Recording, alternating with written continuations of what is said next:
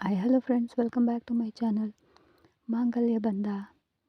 ಭಾರತಿಗೆ ಏನೂ ಗೊತ್ತಿಲ್ಲ ಅಂದಮೇಲೆ ಎಷ್ಟೇ ಪ್ರಜ್ಞೆ ತಪ್ಪಿಸುವ ಔಷಧಿ ಕೊಟ್ಟಿದ್ರು ಕೂಡ ಆಮೇಲೆ ಅದು ಅವಳಿಗೆ ಖಂಡಿತ ಗೊತ್ತಾಗಿರ್ತಿತ್ತು ಅಲ್ವಾ.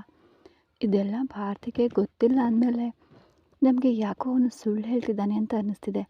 ಒಂದು ವೇಳೆ ತಪ್ಪಿಸ್ಕೊಳ್ಳೋದಕ್ಕಾಗಿ ಈ ರೀತಿ ಸುಳ್ಳು ಹೇಳಿ ಎಸ್ಕೇಪ್ ಆಗಲು ಪ್ರಯತ್ನಿಸ್ಬೋದು ಅಲ್ವಾ ಮಾವ ಅಂತ ರಾಶಿಕಾ ಹೇಳಿದ್ದು. ಹೌದು ರಾಶಿಕಾ, ನೀನು ಹೇಳೋದು ಕೂಡ ನನಗೆ ಸರಿ ಅಂತಾನೆ ಅನ್ನಿಸ್ತಿದೆ. ಒಂದು ವೇಳೆ ಮಾದೇಶ್ನಿಂದ ತಪ್ಪಿಸ್ಕೊಳ್ಳಲು ಅವನು ಸುಳ್ಳು ಹೇಳಿದಾನ ಅಂದ. ಇರಬಹುದು ಮಾವ ಅಂದ್ಲು ರಾಶಿಕಾ. ಸರಿ ಬಾ ಅಂತ ಇಬ್ಬರು ಒಳಗೆ ಹೋಗಲು ಮಾದೇಶ್ಗೂ ಅಷ್ಟರಲ್ಲೇ ಅರ್ಥ ಆಗಿಬಿಟ್ಟಿತ್ತು.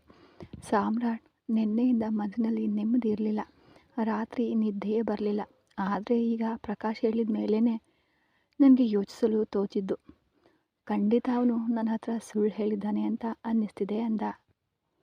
ಹೌದು, ರಾಶಿಕಾ ಕೂಡ ಅದನ್ನೇ ಹೇಳಿದ್ಲು. ಅದು ಹೇಗೆ ಭಾರತಿಗೆ ಗೊತ್ತಾಗದೇ ಇರುತ್ತೆ? ಒಂದು ವೇಳೆ ತಪ್ಪಾಗಿ ನಡೆದಿದ್ರೆ ಖಂಡಿತ ಭಾರತಿಗೆ ಗೊತ್ತಾಗಿರ್ತಿತ್ತು. ಅವಳು ಇದನ್ನು ಮುಚ್ಚಿಡುವವಳಲ್ಲ. ಈ ರೀತಿ ಮಾತ್ರ ನಡೆದಿದ್ರೆ ಖಂಡಿತ ಅದಕ್ಕೆ ಹತ್ರ ಭಾರತಿ ಹೇಳ್ತಾ ಇದ್ಲು.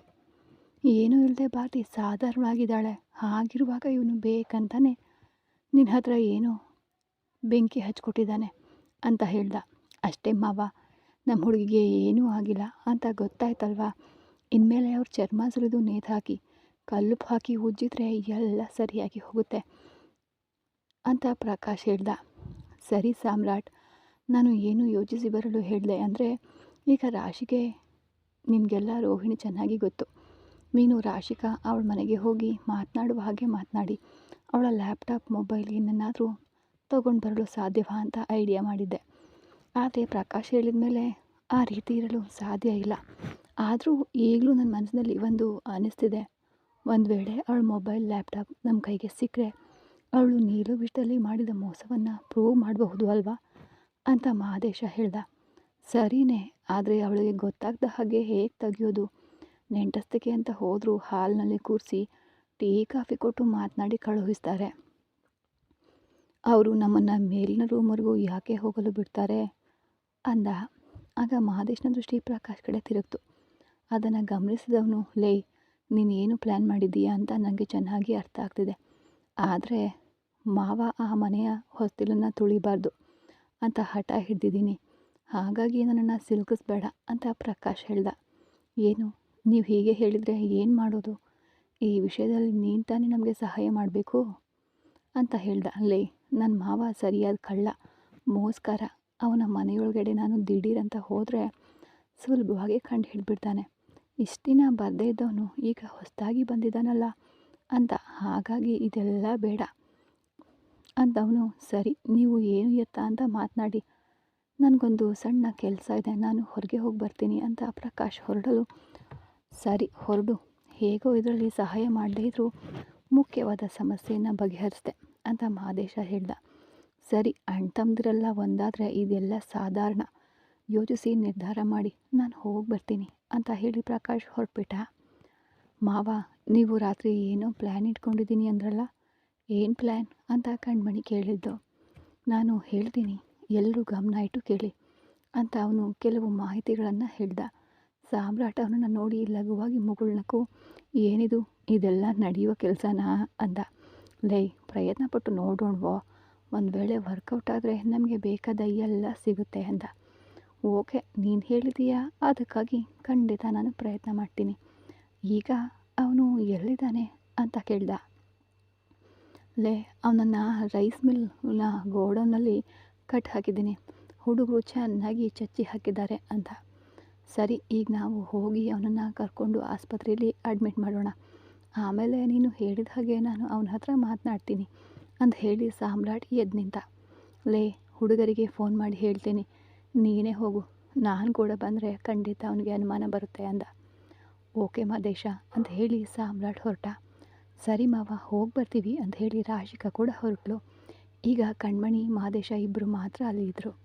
ಮಾವ, ರಾತ್ರಿ ನಾನು ಕೂಡ ತುಂಬ ಭಯಪಟ್ಟಿದ್ದೆ. ಪರವಾಗಿಲ್ಲ, ಈಗ ತಾನೇ ಏನೂ ಆಗಿರಲ್ಲ ಅಂತ ಮನಸ್ಸಿಗೆ ಸ್ವಲ್ಪ ನೆಮ್ಮದಿಯಾಗಿದೆ ಅಂದ್ಲು. ಒಂದೇ ಸಮಯ ಸಂತೋಷ ಪಡಲು ಸಾಧ್ಯ ಇಲ್ಲ ಕಣ್ಮಣಿ. ಸಂಪೂರ್ಣವಾಗಿ ಭಾರತಿಯನ್ನು ಅವನಿಂದ ಕಾಪಾಡಬೇಕು. ಭಾರತಿಗೆ ಅವನ ನಿಜ ಬಣ್ಣ ಅರ್ಥ ಮಾಡಿಸಬೇಕು.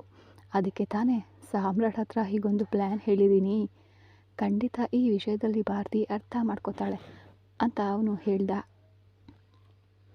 ಸರಿ ಮಾವ ಅಂದ್ಲು. ಸರಿ, ನೀನು ತುಂಬ ಹೊತ್ತು ಇಲ್ಲಿ ಇರೋದು ಬೇಡ, ನಿನ್ನನ್ನು ಮನೆಯಲ್ಲಿ ಬಿಟ್ಟು ನಾನು ಬರ್ತೀನಿ ಅಂತ ಅವಳನ್ನು ಕರ್ಕೊಂಡು ಹೋದ ಮಾದೇಶ. ಅದೇ ಸಮಯದಲ್ಲಿ ಮಿಲ್ಗೆ ಹೋದನು ಸಾಮ್ರಾಟ್. ಅವನನ್ನು ನೋಡಿದ ದೀಪಕ್, ಸಂಜಯ್ ಇಬ್ಬರಿಗೂ ಸ್ವಲ್ಪ ನಡುಕ ಆದರೂ ಮಾದೇಶ್ ಹುಡುಗರಿಗೆ ಹೇಳಿ ಅವರ ಕಟ್ಟುಗಳನ್ನು ಬಿಚ್ಚಿಸಿ ಅವರಿಬ್ಬರನ್ನು ಆಸ್ಪತ್ರೆಗೆ ಕರ್ಕೊಂಡು ಹೋದ ಸಾಮ್ರಾಟ್. ಅದೇ ಸಮಯದಲ್ಲಿ ತನ್ನಿಬ್ಬರು ಮಕ್ಕಳು ನಾಪತ್ತೆಯಾಗಿದ್ದಾರೆ ಅಂತ ಸೂರ್ಯನಿಗೆ ದೂರು ನೀಡಿದ್ದನು ದೀಪಕ್ನ ತಂದೆ. ಅಯ್ಯ, ಗಾಬರಿಯಾಗಿದೆ, ಹೇಳಿ ಏನಾಯಿತು? ತನ್ನ ಎದುರು ಇದ್ದ ಹಿರಿಯರನ್ನು ಸೂರ್ಯ ಕೇಳ್ದ. ಸರ್, ನನ್ನ ಇಬ್ಬರು ಮಕ್ಕಳು ನಿನ್ನೆಯಿಂದ ಕಾಣೆಯಾಗಿದ್ದಾರೆ ಸರ್. ನಾನು ಚೆನ್ನೈನಲ್ಲಿರುವ ನನ್ನ ಮಗಳ ಮನೆಯಲ್ಲಿದ್ದೆ. ನನ್ನ ಇಬ್ಬರು ಮಕ್ಕಳು ಇಲ್ಲೇ ಇದ್ದರು.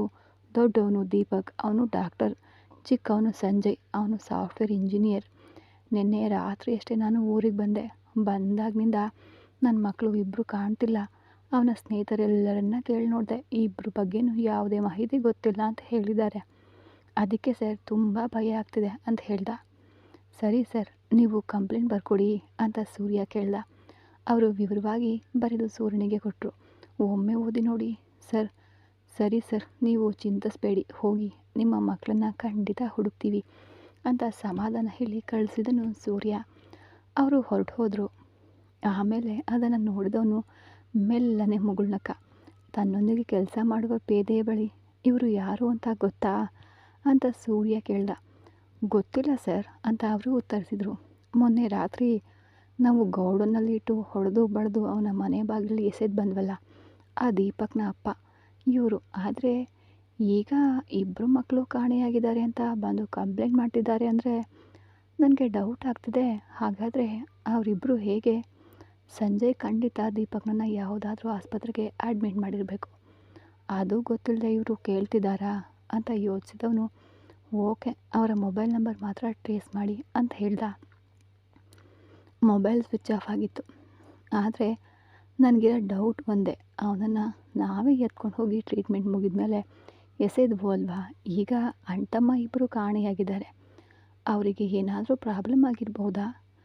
ಅವರಿಂದ ತಿಳ್ಕೊಳ್ಬೇಕಾದ ವಿಷಯಗಳು ಇನ್ನೂ ಬಹಳಷ್ಟಿವೆ. ಆದ್ದರಿಂದ ಬೇರೆ ದಾರಿಯಲ್ಲಿ ಈ ಎರಡು ನಾಯಿಗಳನ್ನು ಹುಡುಕಲೇಬೇಕು.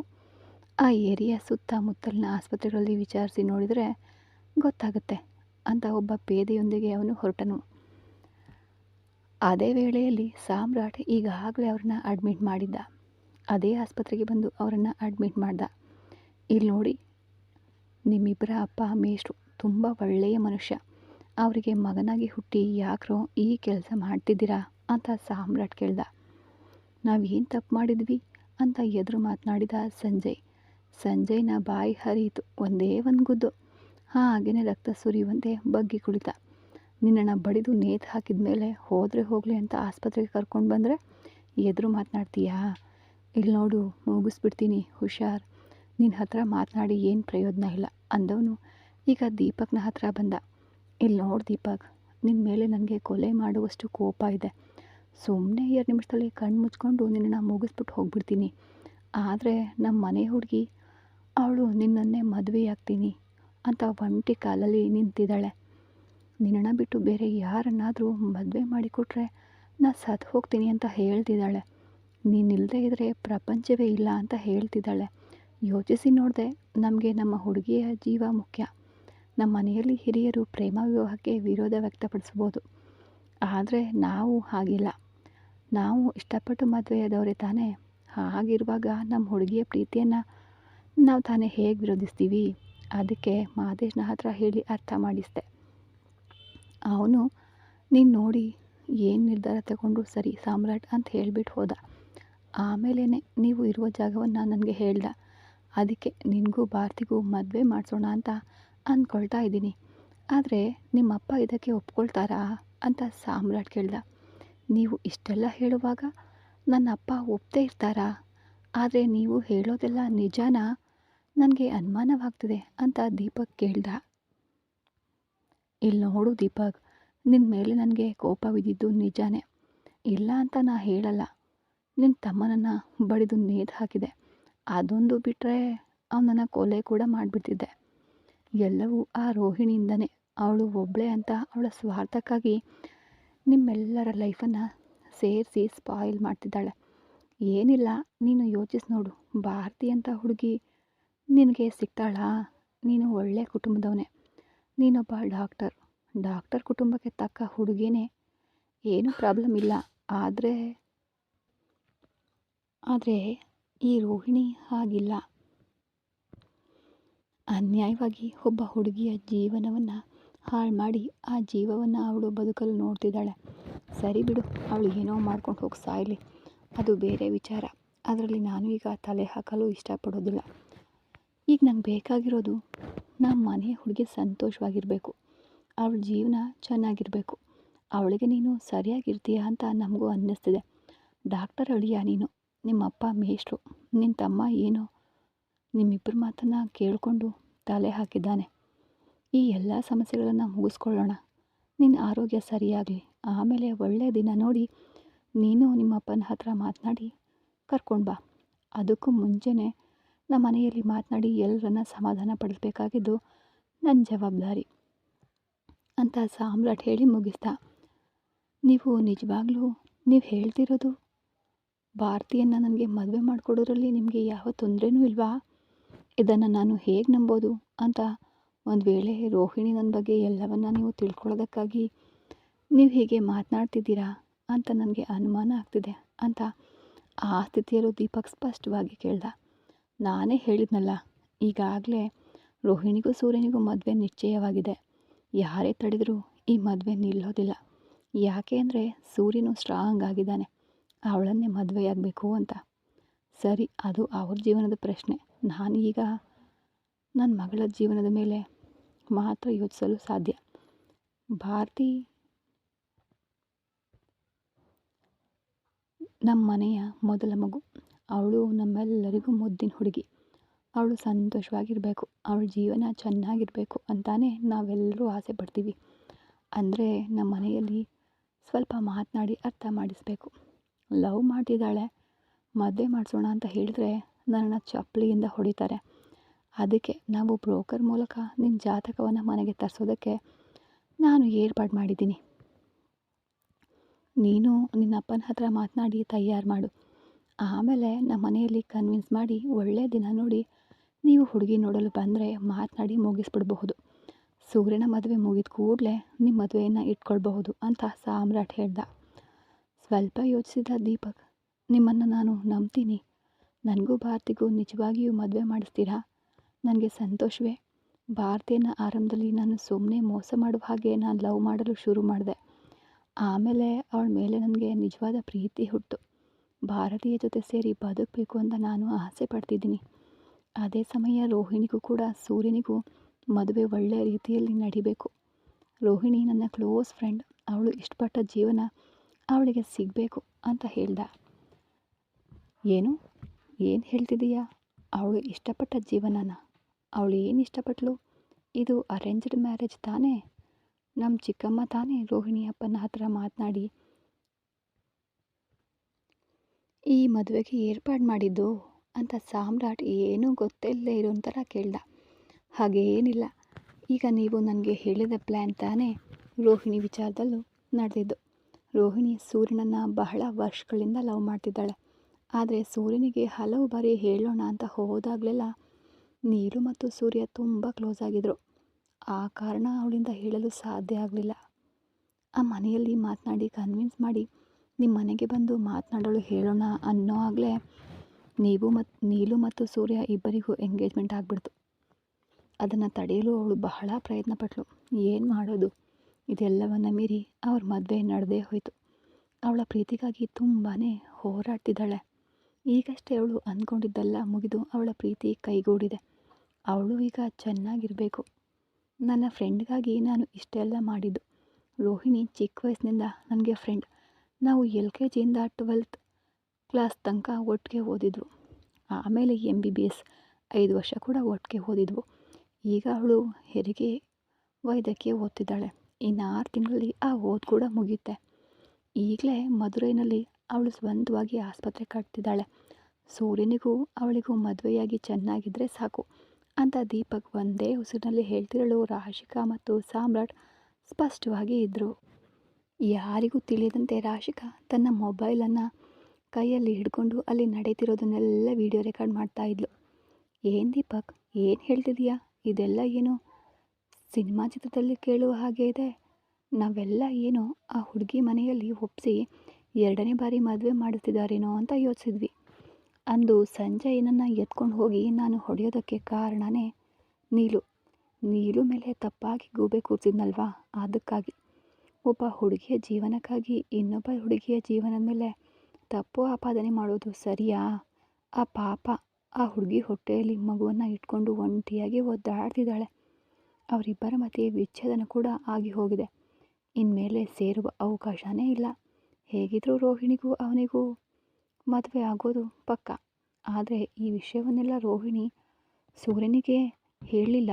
ಅವನ ಹತ್ರ ಮಾತ್ರ ರೋಹಿಣಿ ಈ ಮಟ್ಟಿಗೆ ಲವ್ ಮಾಡ್ತಿದ್ದಾಳೆ ಅಂತ ಹೇಳಿದರೆ ಅವಳನ್ನು ತಲೆ ಮೇಲೆ ಇಟ್ಕೊಂಡು ಕೊಂಡಾಡ್ತಾನೆ. ಯಾಕೆ ಅಂದರೆ ಸೂರ್ಯನಿಗೆ ಈಗಾಗಲೇ ಪ್ರೀತಿಯಲ್ಲಿ ವೈಫಲ್ಯ ಆಗಿದೆ. ನೀಲು ಮೇಲೆ ಕೊಲೆ ಮಾಡುವಷ್ಟು ಕೋಪದಲ್ಲಿದ್ದಾನೆ. ಈಗ ನಿಜವಾಗಿ ಪ್ರೀತಿಸುವ ಒಬ್ಬ ಹುಡುಗಿ ಸಿಗ್ತಿದ್ದಾಳೆ ಅಂದರೆ ಖಂಡಿತ ಸಂತೋಷ ಪಡ್ತಾನೆ ಅಂತ ಸಾಮ್ರಾಟ್ ಹೇಳ್ದ. ನೀವು ಹೇಳೋದು ನಿಜವೇನಾ? ನೀಲುನನ್ನು ಸಂಪೂರ್ಣವಾಗಿ ಸೂರ್ಯ ದ್ವೇಷಿಸ್ತಾ ಇದ್ದಾನಾ ಅಂತ ದೀಪಕ್ ಕೇಳ್ದ. ಹೌದು, ನೀಲುನನ್ನು ಸಂಪೂರ್ಣವಾಗಿ ದ್ವೇಷಿಸ್ಬಿಟ್ಟಿದ್ದಾನೆ. ಇನ್ಮೇಲೆ ಅವಳಿಗೂ ಅವನಿಗೂ ಯಾವುದೇ ಸಂಬಂಧ ಇಲ್ಲ.